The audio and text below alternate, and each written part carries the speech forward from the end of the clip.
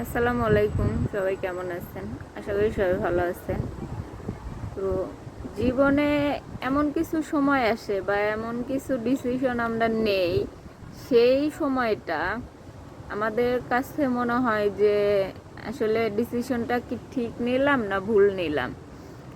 আমরা নিজেরাও বুঝতে পারি না যে আমি এখন এই পরিস্থিতিতে এই ডিসিশনটা নিলাম, আসলে আমি কি ঠিক নিতেছি না ভুল নিতেছি। এমন একটা সময় সবার লাইফে কম বেশি আসে। তো হয়তো ডিসিশন নেওয়ার পরে মনে হয় যে আসলে আমার এই ডিসিশনটা নেওয়া ঠিক হইলো কি না।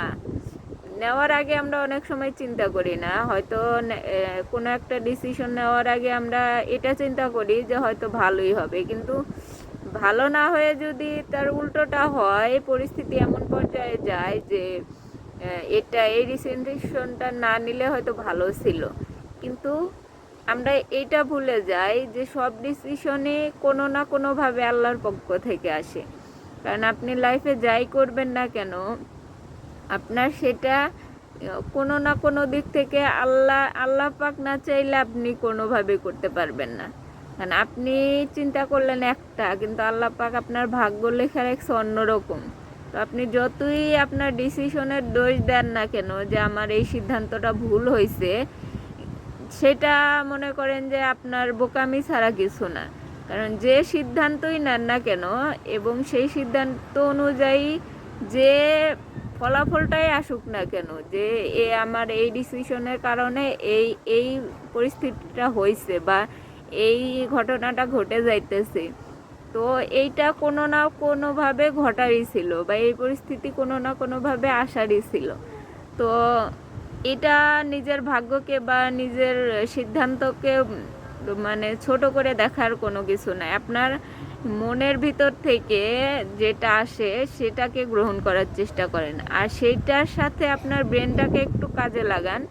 যে আপনি যখনই যে ডিসিশন নেন না কেন, মন থেকে তো অবশ্যই নেবেন, সেটা আবার আপনার ব্রেনের সাথে যাচাই করবেন যে আসলে আমার মন যেটা কইতেছে বলতেছে বা আমার মন যেটা করতে চাইতেছে সেটা আসলে আমার মানে প্র্যাকটিক্যালি কতটা মানে ঠিক হবে, এইটা একটু নিজের থেকে নিজে যাচাই করে নেবেন।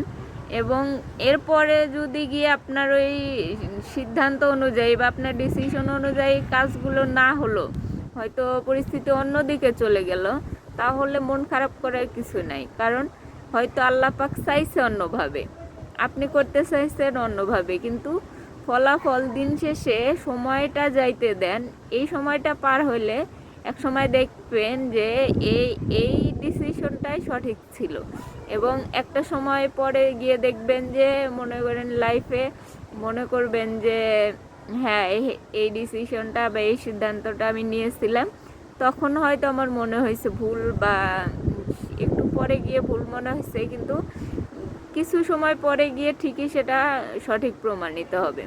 আর আল্লাহ পাক যেটা করে সেটা মানুষের ভালোর জন্যই করে। আর লাইফে যাই ঘটুক না কেন, মানুষের ভালোর জন্যই সেটা ঘটে, খারাপ বলতে কিছু নেই। হয়তো আপনি এর ফলাফলটা এই দুনিয়ায় অথবা পর দুনিয়ায় পাবেন, তো আখেরাতে গিয়ে পাবেন। তো মন খারাপ করার কিছু নাই যে আমি একটা ডিসিশন নিছি, এই ডিসিশন নেওয়ার ফলে আমার এরকম পরিস্থিতিতে পড়তে হয়েছে বা খারাপ পরিস্থিতি হয়ে গেছে। আসলে এরকম ভাবার কিছু নাই, আল্লাহ যা করে ভালোর জন্যই করে। তো সবাই ভালো থাকেন, সুস্থ থাকেন। আল্লাহ হাফেজ।